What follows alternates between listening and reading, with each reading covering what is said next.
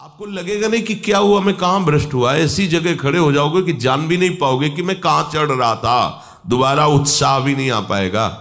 अभी बच्चा ना तो लोक को जानता है, ना परलोक को जानता है, ना हित को जानता है, ना अहित को जानता है। अभी उसका ब्रह्मचर्य किसी काम लायक नहीं हुआ और वो उतर गया व्यभिचार में। क्या होगा उसका जीवन? अगर आप वाणी में संयम में रहते हैं ना, वो और भजन करते हैं और सत्य बोलते हैं, तो आप जो बोलेंगे वही होगा। श्रवणेंद्री से गंदी बातें सुने, वाणी से गंदी बातें बोले, रसेंद्री से गंदा भोजन करें और सोचे ब्रह्मचर्य रह जाएंगे, तो बिल्कुल नहीं, कदापि नहीं। ब्रह्मचर्य कोई खिलवाड़ नहीं है। अब जो इस मार्ग पर, अध्यात्म मार्ग पर, आनंद मार्ग पर चलना चाहते हैं, तो उनको एक इंद्रिय के संयम के लिए पांचों इंद्रियों पर संयम करना होगा, ज्ञान इंद्रियों पर। एक बात सुधारने के लिए ब्रह्मचर्य का रक्षा तभी वो उपासक कर सकता है जब सर्वतोभावेन ब्रह्मचर्य होगा। एक जनेन्द्रीय के ही ब्रह्मचर्य की पुष्टता का जब आप लक्ष्य कर लोगे, तो उसकी पुष्टता के लिए आपको सर्वतोभावेन ब्रह्मचर्य धारण करना पड़ेगा। सर्वतोभावेन नेत्र का ब्रह्मचर्य, जो नेत्र किसी को भी देखकर भोग कामना कर लेते हैं, भोग बुद्धि से देखते हैं वस्तु को, व्यक्ति को, किसी को भी, ये नेत्र से व्यभिचार हो रहा है। इसीलिए सावधान रहना चाहिए। जैसे नाटक, सिनेमा आदि हैं, वहां तो जान रहे हो चित्र हैं, पर उनमें जो अभिनय करने वाले जन हैं वो तो संसारी जन ही है ना। उनका पहनावा, ओढ़ावा, हाव भाव, अंग प्रत्यंग, अगर आप भगवत भाव से युक्त है तो संपूर्ण सृष्टि में कहीं भी दृष्टि जाए अपने प्रभु की भावना होती है। पर वहां तक पहुंचने के लिए आपको ये त्यागना होगा ना। आप किसी का अनुकरण न करें, आप अपनी स्थिति को देखें। अगर आप किसी का अनुकरण करते हैं कि हमने उनको देखा है, वो टीवी देख रहे हैं, तो टीवी में क्या देख रहे हैं, कहाँ स्थिति है, हमें क्या पता। हमको जहां पहुंचना है उसके लिए हमारे लिए बाधक है, हमें नहीं देखना है। अगर आप माना कि कोई नाटक ही देख रहे हैं, कोई ऐसे सीरियल ही देख रहे हैं, पर उसमें अभिनय करने वाले तो संसारी भोगी पुरुष ही है ना। आप कोई त्यागी जितेंद्री महात्मा को थोड़ी देख रहे हैं। तो उस देखने में तन्मयता आती है। जिसको हम देखते हैं उस पर हम आसक्त होते हैं, तभी तो उसका सुख दुख अनुभव होता है। देखो, कोई ऐसी रोने वाली सीन आए तो रोना आ जाएगा, हंसने वाली आ जाए तो हंसना आ जाएगा, ऐसे तो उसका प्रभाव हम पर पड़ रहा है ना। तो हम किसी के अभिनय करने वाले के अंग प्रत्यंग को देख रहे हैं और वो कामुक होकर कोई काम चेष्टा कर रहा है या कोई ऐसा, वो सारा का सारा मन कवर कर रहा है आपका। और एकांत होते ही फिर जो मन अपना मनमानी करवाएगा, आप नहीं सह पाएंगे। इसलिए नेत्र का ब्रह्मचर्य सबसे पहले शुरू कीजिए। आपको वो चीज नहीं देखनी, वो बात नहीं पढ़नी, वो दृश्य नहीं। श्रीमद् भागवत में वर्णन है, कोई पशु पक्षी भी मैथुन कर रहा हो, अचानक दृष्टि गई तो मानसिक प्रणाम करके दोबारा दृष्टि नहीं जानी चाहिए। इसीलिए लिखा है कि आप एक धनुष भूमि को देखकर, एक धनुष, इसमें किसी की हानि नहीं होगी, आपकी भी हानि नहीं होगी। आप एक धनुष भूमि देख करके ही चलिए। मतलब बहुत लंबी दूरी देखने की जरूरत नहीं है, बहुत दृष्टि उठा करके इधर उधर गर्दन हिलाने की जरूरत नहीं है। और जैसे कि कोई टक्कर मार सकता है, तो देखो जिनको प्रारब्धानुसार टक्कर लगनी होती है ना, वो चाहे जितनी सावधानी से चलो, वो प्रारब्ध आकर के दंड देता है। अन्यथा सीम की चाप सके को तासु, बड़ रखवार रमापति जासु। आप जा रहे हो भगवत चिंतन करते हुए, तो प्रभु का नाम आपका पहरेदार अंग रक्षक है, कोई बाल भी बाका नहीं कर सकता। आपका प्रारब्ध यदि आया है, प्रभु से पास हो गया है कि आपको ये दंड मिलना चाहिए, फिर मिलेगा। आप निश्चिंत रहिए, निर्भय रहिए। प्रभु का जो विधान है वो मंगल करने वाला है। देखो, इतने बड़े महापुरुष पूज्य श्री राधा बाबा, श्री आद्याशक्ति भगवती की प्रसन्नता की आराधना कर रहे हैं, क्योंकि श्री कृष्ण हमारे पति हों, इस सिद्धांत की पुष्टता के लिए। और पैर फिसल जाता है, स्नान करने जाते हैं, खड़ाऊ पहने हुए थे और अंग टूट जाता है, दवा नहीं लेते, बांस की खिपचाल बांधकर पुनः अनुष्ठान में बैठते हैं। बलिहारी ऐसी सामर्थ्य की, ये भागवतिक प्रारब्ध ऐसे महापुरुषों को भी दंड दे देता है। देखो ना, ऐसे महापुरुष जो ऐसी ऊंचाई पर पहुंचे हैं और इतने भागवत भजन में नियम निष्ठ हैं, उनको भी प्रारब्ध दंड दे रहा है शरीर को। तो अपने को इससे निश्चिंत हो जाना है। जो होना है उसे रोक नहीं सकते, जो नहीं होना उसे कोई कर नहीं सकता। अपने आराध्य देव के चिंतन में ज्यादा नेत्रों को इधर उधर दौड़ाने की जरूरत नहीं है। नेत्र का ब्रह्मचर्य, फिर वाणी का ब्रह्मचर्य, बहुत बड़ा प्रभाव पड़ता है इससे। यदि आप जवान से अश्लील बातें, गंदी बातें, कामुक बातें करेंगे तो आप ब्रह्मचर्य रह ही नहीं सकते। अगर आप वाणी से परस्पर शरीर आकर्षण वाली बातें करेंगे, बट उसको देखा तुमने क्या, बस आप गए। चाहे वो स्त्री शरीरधारी साधक हो या पुरुष शरीरधारी, परस्पर आकर्षण संबंधी यदि वाणी खुली आपकी, तो वाणी के व्यभिचार से आपका जनेंद्री का व्यभिचार प्रारंभ हो जाएगा। आप रोक नहीं सकते, नहीं रोक सकते। इसलिए वाणी से भी कोई ऐसी वार्ता ना कीजिए जिससे आपके अंदर काम वेदना बढ़े। श्रवणेंद्री का, कान से गंदी बातें, व्यभिचार की बातें, कामुक बातें सुनना जिससे हमारे हृदय में कामना जग जाए, बिल्कुल नहीं। भले वो किसी को लेकर टीका टिप्पणी की जा रही हो, देखो वो साधक है, उसको हमने देखा वहां ऐसे देख रहा था, वैसे कर रहा था, वो तो आपको समझ में आ रहा है कि किसी साधक की बात कर रहे हैं, वो तुम्हारे नाश के लिए उपाय कर रहे हैं जो आपको ऐसी बात बता रहे हैं। क्यों? क्योंकि आप भी तो साधक हैं। श्रवणेंद्री का व्यभिचार हो रहा है। आराध्य देव के सिवा और कोई बात कान से सुनना उसे व्यभिचार कहते हैं। इसलिए महाप्रभु कहते श्रवण फूटो जो अन सुनो। ऐसा हमारा अगर कान कुछ और सुने तो फूट जाए, नेत्र कुछ और देखें तो ये नेत्र नष्ट हो जाए, वाणी कुछ और बोले तो मुख हो जाए। हमारी श्रवणेंद्री का व्यभिचार नहीं होना चाहिए। धर्म की बात, अपने आराध्य देव की बात, शास्त्र सम्मत बात हम श्रवण करें। अन्यथा अगर कोई ऐसा मित्र है या हमारा साथ में रहने वाला है, कोई किसी भी साधक की को लेकर बात कर रहा है, तो भी हमें कान में उंगली डाले नहीं। हम कोई ईश्वर थोड़ी कि हम किसी को संभाल लेंगे, हम अपने को नहीं संभाल पा रहे। हमारे सामने किसी की बात मत करो, ऐसी करना है तो प्रभु की चर्चा करो, अन्यथा मत करो। तो अगर आप श्रवणेंद्री का ब्रह्मचर्य, वाकेंद्री का ब्रह्मचर्य, नेत्रेंद्री का ब्रह्मचर्य और त्वगेंद्री का ब्रह्मचर्य, अनावश्यक किसी को स्पर्श मत करो। परस्पर विरोधी शरीर को तो भूल कर मत करो। विरोधी शरीर जैसे हमारा पुरुष शरीर है, सामने स्त्री शरीर है, तो किसी भी तरह से सेवा के लिए संकेत करना या किसी भी सेवा के लेन देन में बचाव पक्ष में रहो। यहां रख दीजिए सामान, फिर आप उठा लीजिए। सीधे हाथ में सामान लेना नहीं, सीधे हाथ में सामान देना नहीं, जमीन में रख दीजिए। बहुत पवित्र है तो आप कुर्सी पे जो भी आसन उसका हाथ में लेने का नहीं। परस्पर विरोधी भाव वाले शरीरों का स्पर्श बिल्कुल निषेध है, किसी भी कारण से न किया जाए।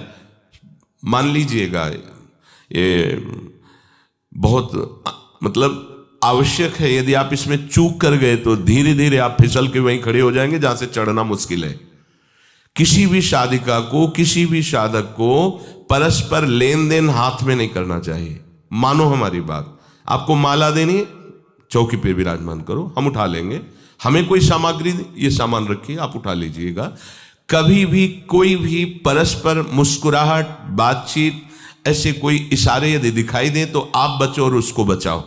साधक है, साधिका है, उससे गलती हो सकती है, आपसे भी गलती हो सकती है। आप सत्संग सुनते हैं, आपको लगा कि इसकी मुस्कुराहट, इसकी कुछ चेष्टा ऐसी दिखाई दे रही है जो हमारे अंदर कामुकता पैदा कर सकती है, उसको भी बचाओ और स्वयं बचो, तो भगवान आप पर प्रसन्न हो जाएंगे। वो देख रहे हैं अंदर की बात। साधक को बहुत सावधान रहने की आवश्यकता। ये इसको खिलवाड़ मत समझो, इसीलिए कह रहे हैं ये अध्यात्म है, ये परमार्थ है।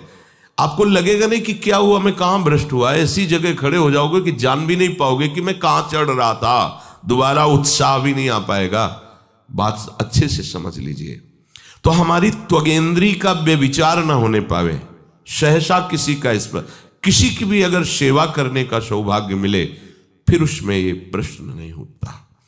अगर कोई गिरा पड़ा है भला ऐसी स्थिति में कि मुझे अत्यंत आवश्यक है उसे उठाना, अगर नहीं उठाते तो वो कष्ट पा रहा, अचानक कोई गिर जाए, फिर हम ये नहीं देखेंगे, फिर ये हम सूत्र नहीं स्वीकार करेंगे कि अब हम तो ब्रह्मचारी हैं, अब हम खड़े खड़े देख, नहीं, उसको अत्यंत आवश्यकता है हमारी। अब उस समय हम भूल गए अपने आप को और उसको उठा करके अगर हमें अस्पताल ले जाना, अस्पताल ले जाएंगे, जरूरत है हम उसकी सेवा करेंगे।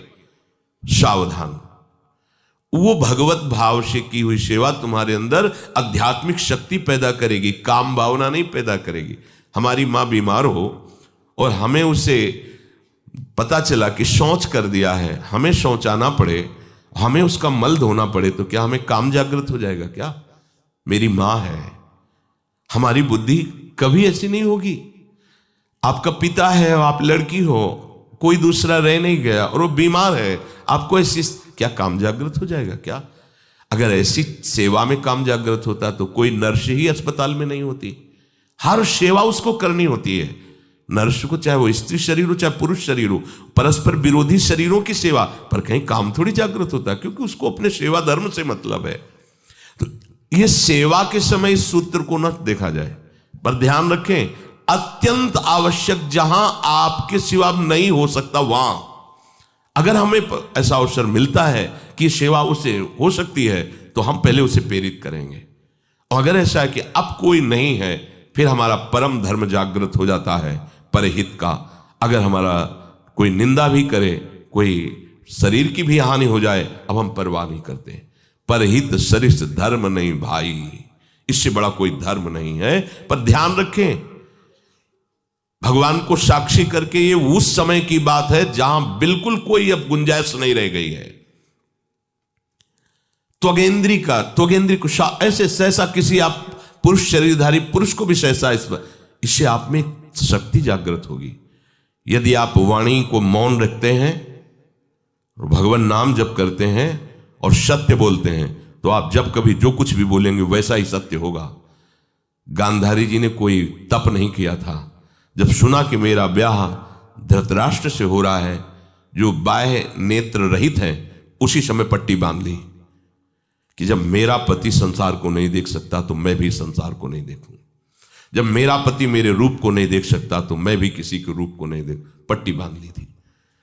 जब महाभारत का युद्ध चल रहा था, बड़े बड़े वीरों को मार गिराया जा रहा था, गांधारी ने दुर्योधन से कहा, सुन, मुझे पता है कि भीम की गदा को तो झेल नहीं पाएगा, क्योंकि सबसे बड़ी बात भगवान का वरद हस्त उनके ऊपर है। दूसरी बात, वो पवन पुत्र है, वो जब अपने आवेश में आ जाएगा तो तेरी सामर्थ्य नहीं कि उसकी गदा के प्रहार को तू सह सके। पर मैं तुझे शक्ति प्रदान करूंगी। मैं एक पतिव्रता हूं, आज तक कभी पति का वरण करने के बाद कुछ देखा नहीं है। मैं अपने नेत्रों की पट्टी खोलूंगी, तू नग्न होकर मेरे सामने आ जाना। मेरी दृष्टि पड़ते ही वज्र का शरीर तेरा हो जाएगा। किसी के सामर्थ्य नहीं कि तेरे उस अंगों को तोड़ सके। भगवान सब कुछ जानने वाले हैं। भगवान भक्त पक्षपाती होते। भगवान का स्वभाव भक्त का पक्षपात लेना होता है। वो अपने महल से कॉरिडोर से जा रहा था गांधारी जी के पास, भगवान आ गए चट से, तो तुरंत उसने हाथ ऐसे लगा लिया। मुझे शर्म आनी चाहिए यार, तो हस्तिनापुर के सम्राट पद पर अभिषिक्त होने के लिए तैयारी कर रहा है, नंगे घूम रहा है गली में। उसने कहा, गली में नहीं, माँ के सामने जा रहा है। अरे कोई बच्चा है, ऐसे जाया जाता है माँ के सामने? उसने कहा, माँ ने कहा है कि हम पट्टी खोलकर तुम्हें देख लेंगी तो तुम्हारा शरीर वज्र का। चलो माना, माँ की आज्ञा का पालन करो, थोड़ा इन अंगों को तो ढक लो। तुम तो बड़े हो, कोई बच्चे थोड़ी माँ के सामने ऐसे चले जाओगे, ढकना चाहिए तुम्हें। वापस कर दिया। वो यहाँ ऐसे पत्तों से ढका, वस्त्र नहीं पहना, माँ की आज्ञा ऐसे पत्ते से ऐसे कमर से ऐसे ढक लिया, पीछे आगे ऐसे। गांधारी जी ने पट्टी खोली और जे ही देखा पूरा शरीर वज्र का हो। तो ये क्या किया तूने, कमर में क्यों बांध लिया? मुझे शर्म लगती थी। कैसे आपके? बोले यहीं से मारा जाएगा। भीम की गदा का प्रहार तेरी इसी जंघा और कमर को तोड़ देगा, तेरी मृत्यु। मान गई, प्रभु के विधान के आगे किसी का बल काम नहीं करता। गांधारी, ये केवल आंख में पट्टी बांधने की सामर्थ्य थी कि मेरा पति यदि अंधा है तो मैं भी किसी रूप को नहीं देखूंगी। अगर आप वाणी में संयम में रहते हैं ना, वो और भजन करते हैं और सत्य बोलते हैं, तो आप जो बोलेंगे वही होगा।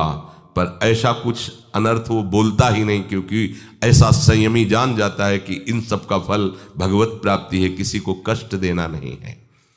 एक एक इंद्री का जब आप ब्रह्मचर्य संयम करोगे तब आपका वीर संयम होगा। ध्यान रखना, आप नेत्रेंद्री से गंदे चित्र देखें, श्रवणेंद्री से गंदी बातें सुने, वाणी से गंदी बातें बोलें, रसेंद्री से गंदा भोजन करें और सोचे ब्रह्मचर्य रह जाएंगे, तो बिल्कुल नहीं, कदापि नहीं। ब्रह्मचर्य कोई खिलवाड़ नहीं है। जो ये तो हुआ इंद्रियों का, फिर आता है अंतःकरण का ब्रह्मचर्य। हमारा मन काम की तरफ तभी जाता है जब उसको निज सुख नहीं मिलता।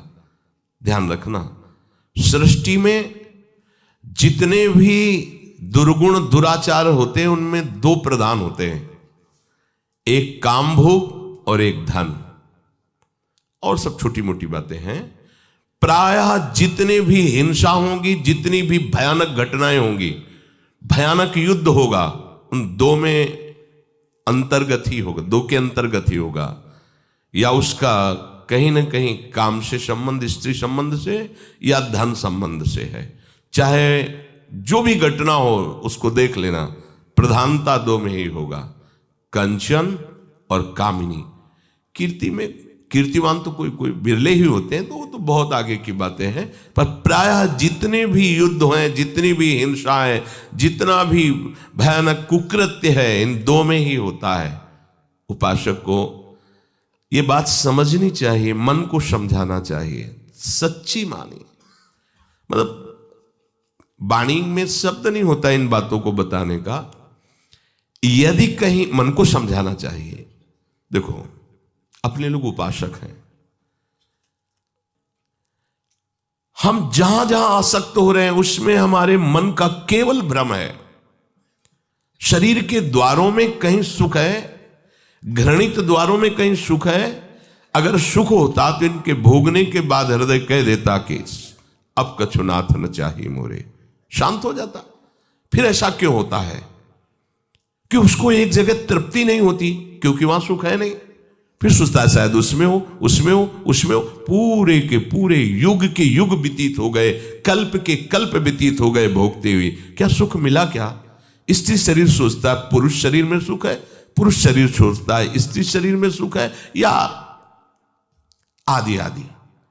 अगर सुख होता तो पूरे ब्रह्मांड में पशु पक्षी कीड़ा मकोड़ा सब मैथुन धर्म से युक्त हैं, ये सब सुखी हो जाते हैं ना। जो जितना भोगा सकते उतना ही दुखी। देख लो, अशांत, क्लिष्ट, परेशान और पापाचरण युक्त, ये क्या है? मन को समझाइए। वैरागी भगवत मार्ग का पथिक मन के द्वारा ऑपरेशन करता है हर वस्तु का। ये सब, इसको ऐसा ना समझे कि बड़ी गुप्त बातें हैं। गुप्त बातें हैं प्रिया प्रीतम के दिव्य चिदानंदमय रहस्य की, ये गुप्त बातें नहीं, इनको समझो खोल करके। यदि आप किसी भी तरह से हस्तमैथुन आदि के द्वारा, गंदे दृश्य देख करके, गंदी क्रियाओं के द्वारा आप अपना नाश करते रहेंगे, तो ना आप इस लोक में सुखी रहेंगे ना परलोक में। मान लीजिएगा, ये बातें ना तो कही जाती हैं और ना सुनी जाती हैं और ना समझी जाती हैं। इसीलिए हमारा बहुत ही आगे की पीढ़ी जो सनातन धर्मावलंबी, जो भागवत, हर देश से महान भारत देश को क्यों कहा गया? ऐसा भी है कि अन्य देश स्वीकार किया जाता है कि वो हमसे धनी है, स्वीकार किया जाता है कि वैज्ञानिक तत्वों में भी वो हमसे आगे हैं, पर भारत को महान धर्मशाली देश कहा गया है। कोई भी किसी भी देश का धर्म गुरु हो, हमारे देश में आएगा और हमारी ऋषियों के सूत्रों से ही अपने धर्म को पुष्ट करेगा। साप का मूल जड़ भारत धर्म का है। कहीं भी हो, कहीं भी देख लो, चाहे जिस देश का नाम लो, कहीं ना कहीं किसी भारत के ब्रह्म ऋषि की छाप लेकर के डोल रहा है। भारत भोग प्रधान देश नहीं है, भारत धर्म प्रधान देश है। यहाँ धर्म गुरुओं के द्वारा धर्म स्थापना करके चलाया जाता है। यहाँ आज जो हम समझ रहे हैं कि बाहरी परिपाटी हमारे भारत में आ जाए तो भारत आधुनिक और सर्वश्रेष्ठ देश माना जाएगा, कभी नहीं। भारत अपनी परिपाटी से चलता है, तब सब देशों के ऊपर राज्य करता है। किसी भी देश में न पतिव्रता मिलेगी न यति मिलेगा, ब्रह्मचर्य का कहीं नामो निशान नहीं मिलेगा, ये भारत देश में ही मिलेगा। यहाँ ब्रह्मचारी मिलेंगे, यहाँ सती मिलेंगे, यहाँ प्राणपण से धर्म का पालन करने वाले मिलेंगे। अब हमारे जो नई पीढ़ी है वो आधुनिकता को स्वीकार कर रही। गर्लफ्रेंड बॉयफ्रेंड कौन सा रिलेशन है, लिव इन रिलेशन, ये हमारे कहीं किसी भी धर्म ग्रंथ में लिखा हो तो आप बता दीजिए। बाल्यावस्था से आज तक जितने भी धर्म ग्रंथों का स्वाध्याय हुआ कहीं भी लिखा हो तो ये बोलो सर्वनाश का स्वरूप है कि नहीं है। अभी बच्चा ना तो लोक को जानता है, ना परलोक को जानता है, ना हित को जानता है, ना अहित को जानता है। अभी उसका ब्रह्मचर्य किसी काम लायक नहीं हुआ और वो उतर गया व्यभिचार में। क्या होगा उसका जीवन, क्या होगा जीवन, चाहे वो स्त्री स्वरूप में चाहे पुरुष स्वरूप में हो। क्या बिना संयम के ये पशुता के व्यवहार से किसी की ना लौकिक उन्नति होती है ना परमार्थिक उन्नति होती है। पर कौन सुनेगा, यही कहा जाएगा पुराने जमाने के शास्त्रों को केवल वर्णन कर रहे हैं, ये क्या जाने आधुनिक जमाने को। तो आधुनिक जमाने की दशा क्या हो रही है, आंख खोल करके देखो। कोई बात नहीं, दोस्त बनाना कोई बुरी बात नहीं, इस बात को हम मानते हैं। स्त्री शरीरधारी पुरुष शरीर को मित्र बना सकता है, कोई दोष नहीं। पुरुष शरीरधारी स्त्री को मित्र बना सकता है, कोई दोष नहीं। लेकिन मित्र का क्या कर्तव्य होता है, कुपंथ निवार सुपंथ चलावा, कुमार्ग से हटा करके सुपंथ में चलाना, उसकी समस्याओं को दूर करके उसको आनंद में से युक्त करना, उसको सहयोग करना, ना कि शोषण करना। दोस्ती कहते हैं उसके दुखों को मिटा करके उसको शांति और सुख के मार्ग में ले जाना। इसीलिए ये जो आधुनिकता बढ़ रही है, ये जो खान पान गलत हो रहा है, ये जो दर्शन गलत हो रहा है, तो इस जमाने में ब्रह्मचर्य ये केवल शब्द ही लिखा मिलेगा, जीवन में नहीं मिलेगा। नए नए बच्चे व्यसन कर रहे हैं, नशा कर रहे हैं, गंदे आचरण कर रहे हैं, क्या होगा, कैसे आगे कोई समझेगा शास्त्र क्या है, धर्म क्या है, बल क्या है। आज नवयुवक 16 से 28 के बीच में कोई ऐसा नहीं दिखाई देता है जिसमें आध्यात्मिक थोड़ा भी बल हो, काम क्रोध आदि सहने की सामर्थ्य हो। अपने बूढ़े माता पिता को थप्पड़ मार रहे हैं, बूढ़े माता पिता को गाली दे रहे हैं, बूढ़े माता पिता जिन्होंने खवा पिला के इतना बड़ा, उन्हें अनाथालय भिजवाया जा रहा है, उनको छोड़ दिया जा रहा है। आप विदेश घूम रहे हैं, उनके खाने की व्यवस्था घर में नहीं। क्या है ये, आज आधुनिक विद्या का ये प्रभाव है। विद्या विनयम ददाति, जो अपने वयोवृद्धों की सेवा नहीं कर सकता वो क्या विद्या पढ़ा, जो दूसरों की रक्षा नहीं कर सकता क्या विद्या पढ़ा। क्या विद्या का यही स्वरूप है दूसरे का शोषण करना, क्या विद्या का यही स्वरूप है कि शराब पीना, ड्रग्स का ये नशा करना, ये क्या विद्या सिखाती है। वो कहा जाता है आज तो आधुनिक विद्या बढ़ रही, मुझे लगता है संयम में रहना ही विद्या का वास्तविक स्वरूप है। अपने इंद्रियों को संयम में रखना, अपने को संयम में रखना, बुजुर्गों का, गुरुजनों का, शास्त्र का, भगवान का भय रखना हृदय में। ऐसा नहीं, आप तभी निर्भय हो पाओगे यदि शास्त्र का भय नहीं, भगवान का भय नहीं, धर्म का भय नहीं, तो फिर आप वहां पहुंच जाओगे